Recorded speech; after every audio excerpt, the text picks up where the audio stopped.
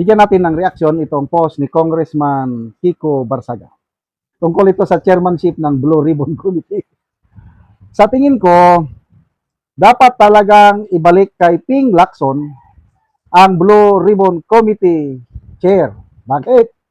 Nakakatakot pag abogado katulad ni Senator Pia Cayetano or Senator Marcolita ang may hawak, baka may makulong na buhaya congressman. Sutil. Sutil, alaskador, whatsoever. Bago mag-May 11, nung wala pang kudita, nakakalungkot yung pahayag ni Senator Cayetano. Sabi niya, wala na tayong maaasahan na mailabas ang katotohanan sa ngayon.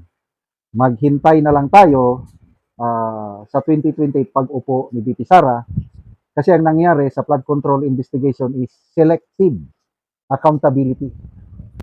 Mayroong pilit na pinagtatakpan. Kaya lang, hindi nagtagal. A few days. Yun na. Nagkakudita na. Ako, wala sa aking imagination na magkakaroon pa ng kudita. Kasi ilang beses nang nag-attempt. Mga 2-3 beses na nagkudita ang grupo ni Senator Cayetano. Hindi sila nagtatagumpay. Kaya sabi ko, wala na. Next administration na lang. But God is in control. Yung biglang paglitaw ni Senator Bato, that speaks it all. Oh, yun na yung susi. Sabi nga ni Senator Marcoleta sa kanyang programa na nang hupasay o yung nanlulumo daw, grabing panlulumo, yung grupo ni Soto nung biglang dumating si Bato.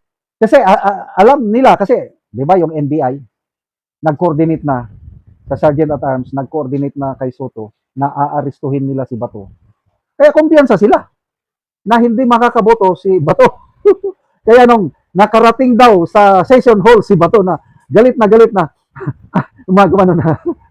Yung sabi niya na, anong klaseng administrasyon ito? The worst! Sabi niya, ni-wrestling ako, pinigilan ako. So, medyo nagkaroon ng konting break. Hindi mo na nag-session. Yon, nung nag-usap-usap daw yung kakampi ni Soto, namumula daw yung mga mukha, hindi malaman kung anong gagawin. Yun para magkukudita na, oh, yun, ade, botohan. Ayan, Cayetano. So, ano ngayon? Sabi ni Lacson, I don't know kung totoo, para daw siyang nabunutan ng tinik ng loob nung natanggal sa kanya ang Blue Ribbon chairmanship. Maniwala ko dyan.